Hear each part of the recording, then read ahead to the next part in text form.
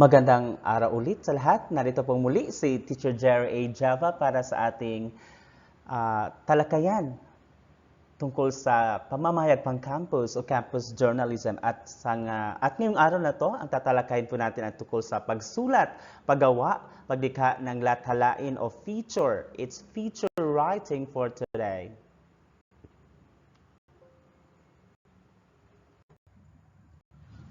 Pagsulat ng latalain. Bilang panimula o introduction, isang pagkakamali ng baguang manunulat ang isiping bunga lamang ng sagimsim, guni-guni o katang-isip lamang ang latalain. Ang latalain po ay hindi po ito fiction. Ito po ay non-fiction. Ibig sabihin po, ito ay factual pa rin, base pa rin sa experience ng ito ay totoong experience ng totoong tao sa totoong mundo, sa tunay na buhay talaga. Sanaysay itong batay sa tunay na pangyayari na masusing pinag-aralan, deeper, in-depth discussion, nagtataglay ng pagpapaliwanag, pananaliksik, research, bunga ng panayam o interview maliban sa sariling impresyon at karanasan ng sumusulat. May layunin itong magpabatid to inform, mang-aliw to entertain, magturo to instruct, magpayo, mangaral, at ginagamitan ng makabagong pamatnubay or novelty lead. Maaari itong makita sa iba't ibang panig ng pahayagan bilang latalaing pabalita, latalaing pang-agham, latalaing pang-sports, maliban sa iba pang tanging uri ng latalain. Ang mga sanaysay sa ilalim ng pangkaunlarang komunikasyon at latalaing pang-agham ay dapat maiwalay na pahina sa ibang kaurian ng mga latalain. Yung science of feature, iba po yun. They should belong to another page. Madalas, ang mga latalain ay isinusulat sa paraang pataas, pahaba, ang kawilihan upang lalo itong kapanapanabik. Okay? To give it more thrill. Pero minsan din, kapag masyadong mahaba, tulad ng mga teleserye ngayon, no? Yung Batang Quiapo, ang Probinsyano, abot kamay na pangarap, masyadong pinahaba na nawawala na yung interes ng mga manonood. Kaya bilang tagasulat ng latalain, alam mo dapat kung kailan ka hinto, kung tama na ba dapat. We remember that we write to express, not to impress. So, kung feeling po natin na nagawa na natin, nasabi na po natin ang dapat nating sabihin, na-express na natin yung sarili natin, so siguro nararapat na i-stop na. Narito ngayon ang mga uri ng latalain. Una, latalaing pabalita or news feature. Ito ay pagpapalawak ng uri ng balita sa pamamagitan ng pagdaragdag ng impormasyon, more information, at pagpapailalim, in-depth, sa anggulong di karaniwan, kababalaghan upang makuha ang simpatiya o kawilian sa iba. Halimbawa, ang pagliligtas ng batang babae sa watawat sa gitna ng malakas na ulan. So, maaring yan ay mula sa balita at tapos ginawan mo ng ibang, not really ibang kwento, pero gumawa ka ng ibang anggulo. Kung kinuha mo ang ibang anggulo ng balitang yan, at yan ay magiging latalain. Latalaing nagpapabatid. Tuon nito ay upang magbigay ng kapaki-pakinabang na kaalaman at may layuning magturo o magpayo. Halimbawa, nakaahon sa kahirapan dahil sa dahon ng saging. Yan ay nagpapabatid, to inform. Latalaing pangkatauhang dagli. Hindi ito talambuhay. Iba po kasi yung talambuhay, no? Kasi ang talambuhay maaring, yan ay medyo boring po ang talambuhay. Ang latalain po, ito ay nagbibigay ng iba pang sangkap sa talambuhay, sa impormasyon, no? Ang focus nito ay ang focus ng artikulong ito ay upang ilarawan ang buhay, karanasan, filosofiya, dahilan ng kabiguan at tagumpay ng isang tao. So ito ay personality sketch. Halimbawa, Cory Aquino, dangal ng lahing Pilipino. Ito ay latalain tungkol sa isang tao. Latalaing pangkasaysayan, historical. Bagamat ito nagpapabatid din, ang pinakapaksa nito ay hinggil sa kasaysayan ng isang tao, lugar, bagay o samahan o organization. Halimbawa, Samafil, kabalikat na mag-aaral sa pagpapaunlad ng wikang Filipino. Samahan ng mag-aaral sa Filipino kasi ang Samafil. Latalaing pansariling karanasan or personal narrative or personal experience. Nahihinggil ito sa mga kakaibang karanasan ng tao na maaaring kapulutan ng aral o kawilihan. Halimbawa, ang pakikipagpatintero kay kamatayan. Wow! Kwento ito ng isang car racer. Yan. Latalaing pakikipanayam or interview, ang pananaw, damdamin at impresyon ng tao hinggil sa paksa ay nakukuha sa pamamagitan ng panayam o interview. Maaring formal o informal ang pagkuha ng tala, subalit naihanda na ang mga tanong bago pa ang aktwal na pakikipanayam. So bago pa ang interview, kailangan may naihanda ka na mga tanong. Latalaing panlibang o entertainment, ang layunin nito o leisure, ang layunin nito ay aliwin at makapagpagaan sa pakiramdam ng mambabasa. Kaya pili ang mga paksa. Latalaing paano or how to feature, DIY, do-it-yourself feature. Sa uring ito, itinuturo ang mga tips o proseso sa pagluluto, pagpapaganda, mga proyekto at serbisyo. Halimbawa, tips kapag naligaw sa gubat, paraan ng pagpapaputi, how to lose a guy in 10 days, paano maka-move on sa loob ng isang linggo. Wow! 9. Latalaing paglalakbay. Travelog. Naglalahad ito ng mga lugar na napasyalan at impormasyon sa mga ito. Halimbawa, Kota Kinabalu, isang sulyap sa kanyang kagandahan. Latalaing di pangkaraniwan. Tumatalakay ang uring ito na mapaksa may kinalaman sa engkanto, multo, duwende at bahaging supernatural. Halimbawa, ang puting duwende. Latalaing pang-agham o science feature, tumatalakay ito sa mapaksang pang-agham o siyensya at karaniwang may isang pahina sa pahayagan. Latalaing pang-sports, nahihinggil ito sa mga paksang pampalakasan o sports tungkol sa mga laro, games, yan. Paano ngayon ang istruktura? Paano ngayon ang format? O paano isinusulat ang latalain? What structure do we follow? Ito ba'y katulad ng sa news na inverted pyramid? O kabaliktaran? Tulad ng isang sanaysay, binubuo ito ng 3 bahagi at sumusunod sa simulain ng wastong pagsulat. Kailangan may kaisahan, may kaugnayan ang mga talata at may diin at kagandahan. May unity, coherence, and emphasis. Yun yung 3 elements or principles of writing, basic writing, no? So, dito po kasi sa feature writing, pagsulat ng latalan, hindi po ito tulad ng sa news writing, no, na nag-follow ng inverted pyramid. Dito po, talagang pyramid ang patatsulok ang istruktura ng pagsulat, no? So, of course, importante din po na magsimula ka ng maigi, ng mabuti, ng maganda. Tapos, sa huli, pwede mong doon ibigay yung talagang main idea o ang iyong subject. So because naniniwala po tayo sa kasabihan na save the best for last. Kasi yung huling na nababasa ng ating mga mambabasa o readers, yun kasi yung kailangan, yun kasi yung kanilang yun yung naglilinger sa kanilang memorya at sa kanilang puso. Yun yung mababaon po nila. So ang panimula or lead, gumamit ng makabagong pamatnubay or lead. Novelty lead. Gitna o katawan o body, salaysay ng mga pangyayari o pagpapaliwanag maaring 2 o higit pang talata. Wakas, napaka-importante po talaga ng wakas kung paang o conclusion or ending dito po sa feature writing o sa latalain. Dapat may tie-in or konektado o iugnay mo ito sa iyong panimula or introduction. In English, we call that, we have this acronym PREP, P-R-E-P. P is for your point, then R, reasons, E, examples, then P, your point. Go back to your point but say it in a different way. Yan. Balikan mo ang iyong introduction or panimula. Okay? Kailangan may tie-in.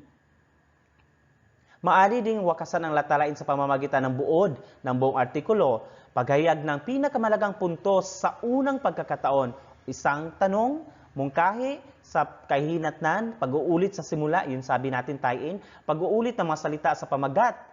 Maaari din kasing kunin mo ang pamagat o title ng iyong feature mula sa last paragraph o last sentence, mula sa iyong wakas. At isang angkop na sipi. Kaya as much as possible po, kung hanggat sa maaari po, isulat mo ang iyong title o pamagat ng iyong feature o latalain last. You do your title last. Hindi yung nauna yung title, saka mo sinulat ang iyong artikulo. Narito ngayon ang mga dapat tandaan sa pagsulat ng latalain. Mga tips na po ito, gawing maayos at malinaw ang sulatin. Ang mga pangusap ay dapat umiinog sa paksang tinatalakay. Kailangan if you talk, like I always say, if you write about a fish, don't talk about a dog. So, wag kang mawala sa topic. Don't get out of the topic. Iwasang magsulat ng mahahabang pangungusap sa talata.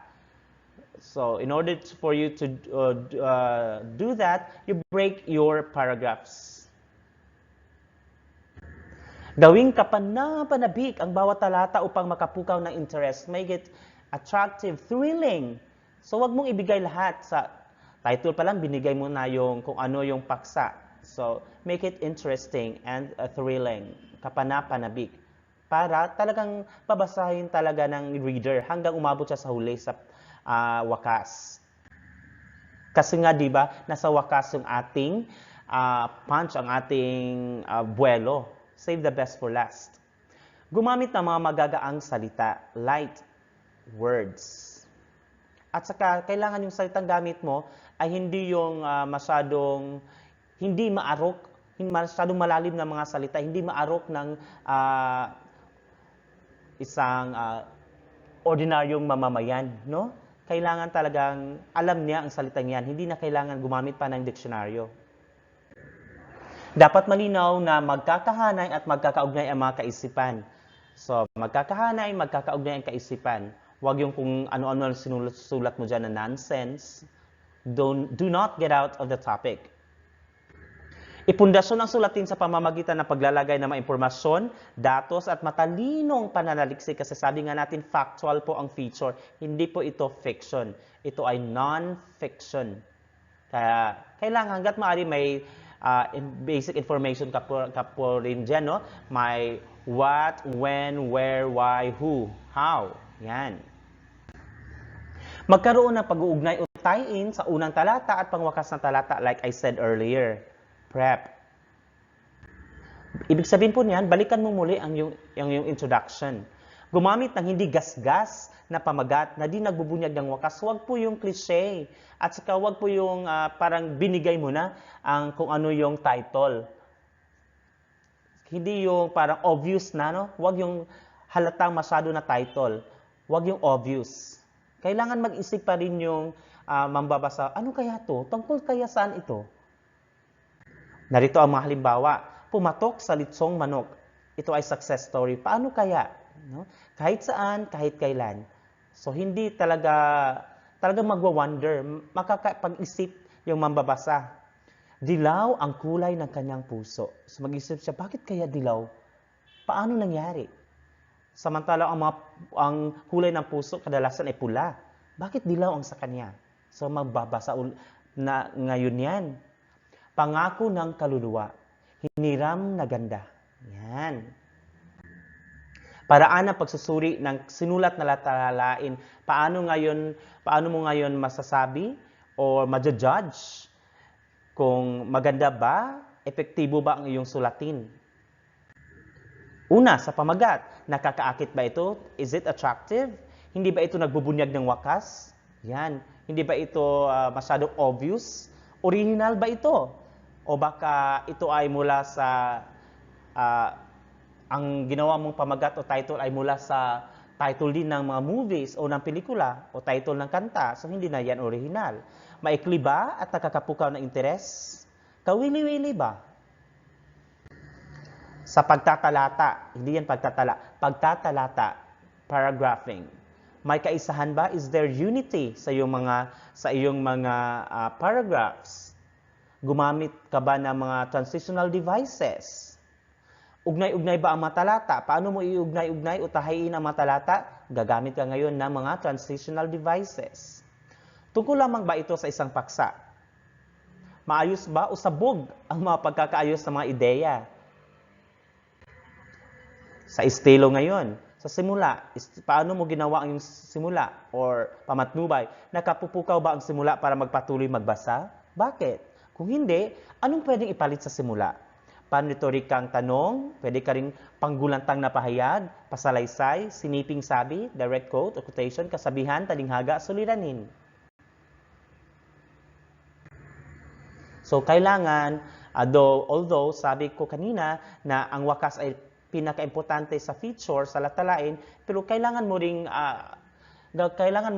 gandahan, pag-igihan ang iyong pamagat, at saka lalong-lalo na din po ang iyong panimula. Sa wakas naman, anong uri ng pagwawakas ang ginamit? Buod ba ito ng artikulo, pahayag ng pinakamalagang bagay sa kauna-unahang pagkakataon? Isang katanungan, mungkahe o suggestion, forecast o hula, sipi, pag-uulit ng panimula, pag-uulit ng salita o pamagat. Tungkol naman sa wikang ginamit mo, sa diction, choice of words, maligoy ba at masalita ba? Gumamit ka ba ng malalim na salita? Sobra ba ang haba ng mga pangungusap na nagpalabo sa isipan ng pangungusap o talata? Formal o informal bang wika ang ginamit mo? Nakatulong ba ito?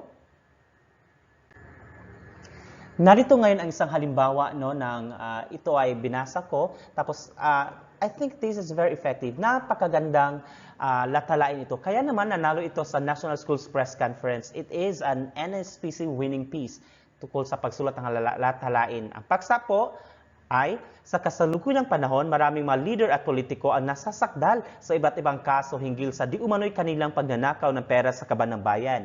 Sa katunayan, ang mga taong ito ay mismong mga tao na siyang pinili at inihalal ng taong bayan.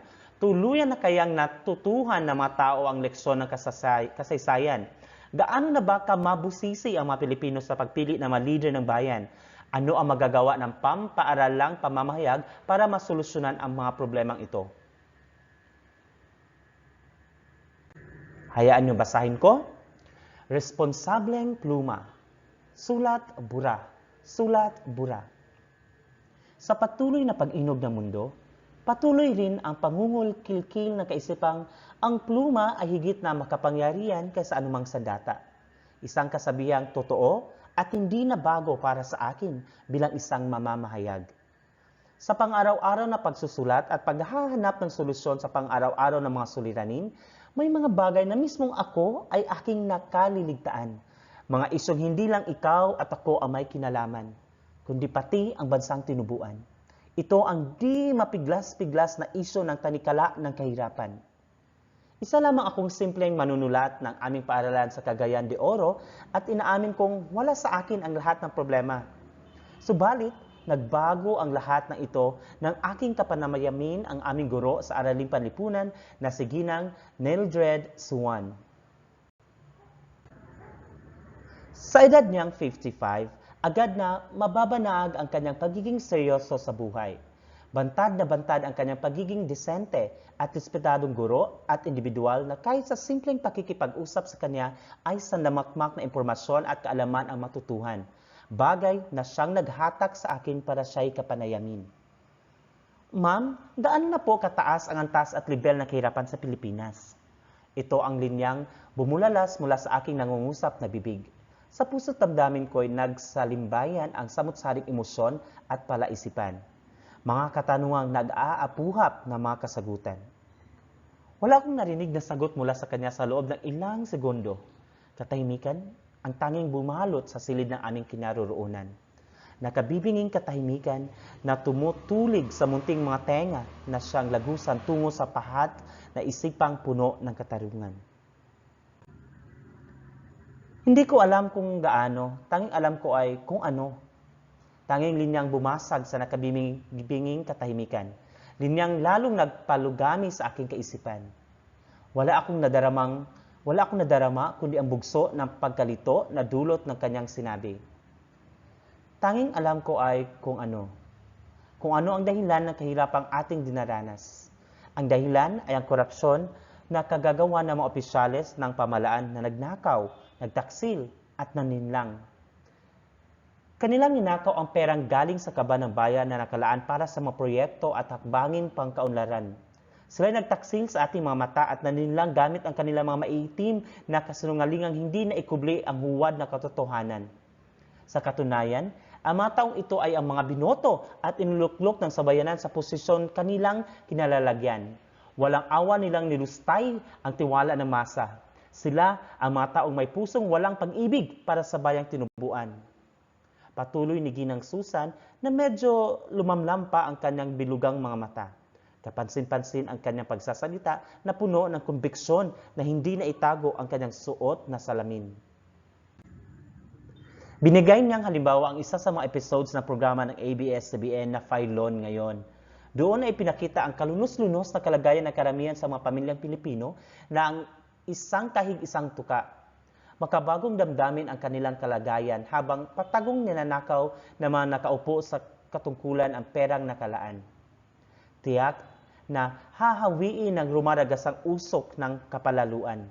Kaya't kailangang mahanapan ng agarang solusyon ang problemang ito.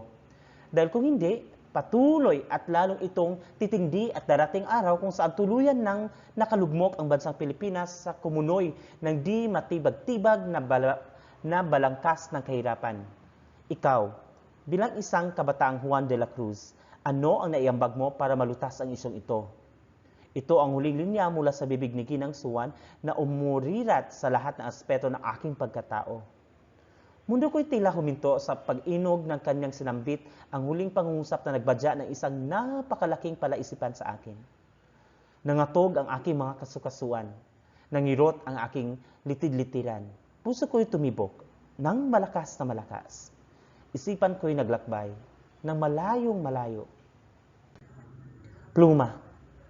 Ito ang tanging bagay na sumagi sa aking mumunting isipan. Simpleng salitang binubuo ng 5 letra lamang, subalit milyon-milyong bagay ang karugtong. Simpleng bagay na ngayon magiging tagapagligtas ng buhay ng tagapagsibol na pag-asa.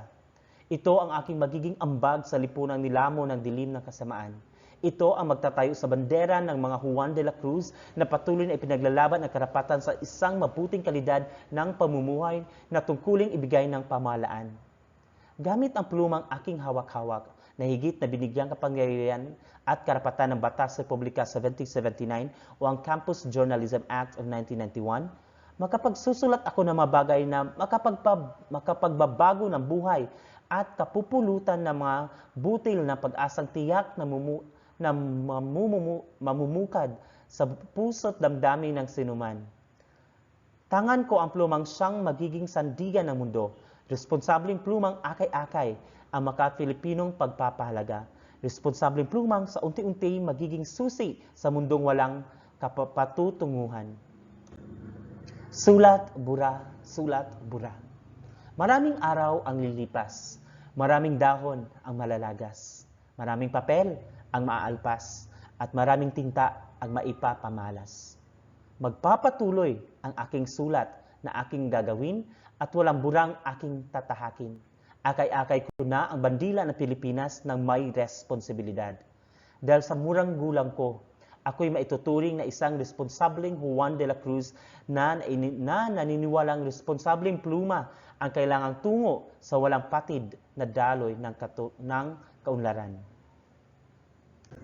O diba't napakaganda. Mulit-muli po, ito po si Jerry A. Java. Naway may natutunan kayo tungkol sa pagsulat ng latalain. Bye.